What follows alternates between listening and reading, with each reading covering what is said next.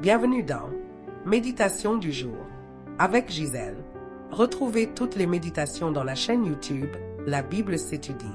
Matthieu chapitre 4, le verset 5, la Bible nous dit « Heureux les affligés, car ils seront consolés ».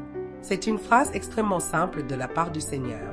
Des fois, je suis même surprise de la simplicité de cette phrase. « Heureux les affligés, car ils seront consolés ».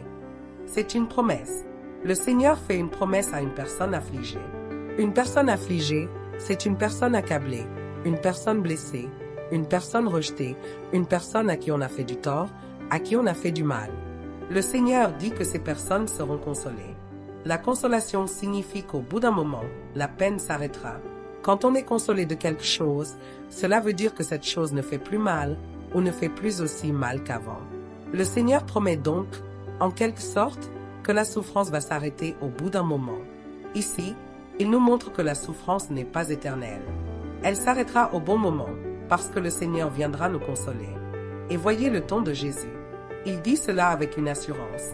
J'aime toujours la manière dont Jésus parle, parce qu'il a toujours une assurance et une autorité lorsqu'il parle. C'est comme s'il disait, « Fais-moi confiance. Les gens qui sont affligés seront consolés. » Comme s'il disait, « Il y aura une solution.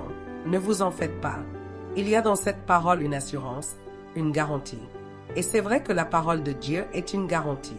Lorsque quelque chose est dans la parole de Dieu, alors cette chose est vraie.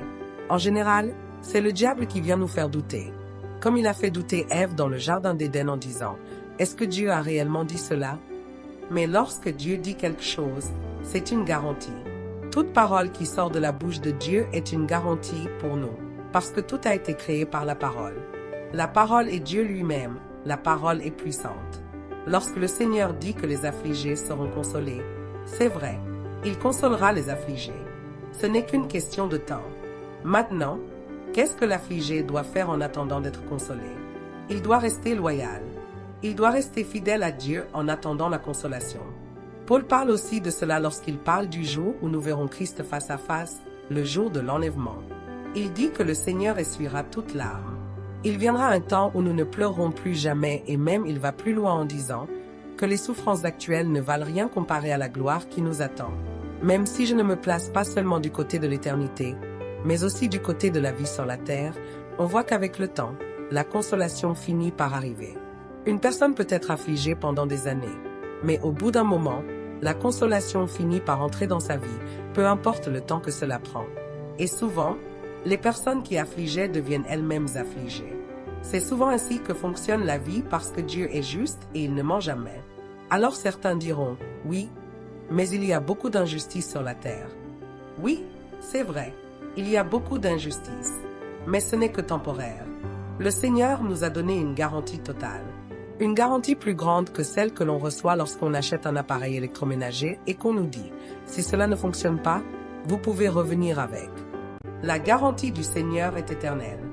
Elle commence sur la terre et elle ne se terminera jamais. La consolation, le Seigneur nous la donnera. Toutes les personnes qui sont dans la souffrance doivent se rappeler de ce verset. C'est une garantie. Le Seigneur nous consolera. Le salut est gratuit et ça, mon ami, c'est la bonne nouvelle du royaume.